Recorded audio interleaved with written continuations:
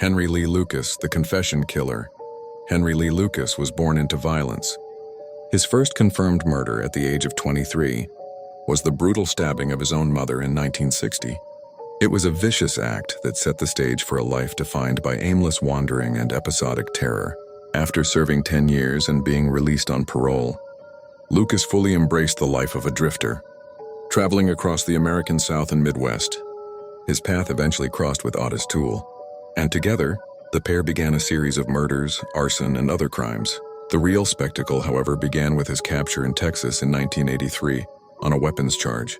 Unable or unwilling to find definitive evidence linking him to the unsolved murder of an elderly woman, Texas Rangers presented Lucas with a challenge: confess to the murder, and they would spare him the death penalty.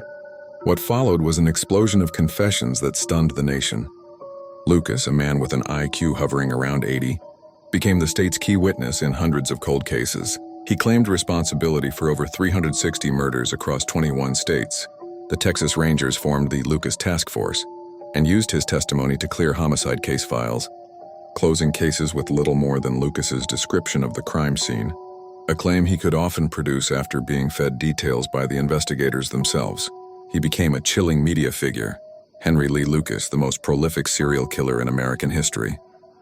Law enforcement agencies celebrated, proudly clearing their books, but the story was a lie. Journalists and legal scholars soon discovered impossible discrepancies. Lucas confessed to murders in states where he had provable alibis, on dates when he was imprisoned, and to crimes committed by others. He admitted under questioning that he confessed because he was often treated better by investigators, fed milkshakes and steak dinners, and given relative freedom while traveling to crime scenes. His tally of 360 victims was reduced to a handful of confirmed kills. Henry Lee Lucas was not America's super killer. He was a malleable sociopath whose tall tales were embraced by an eager justice system.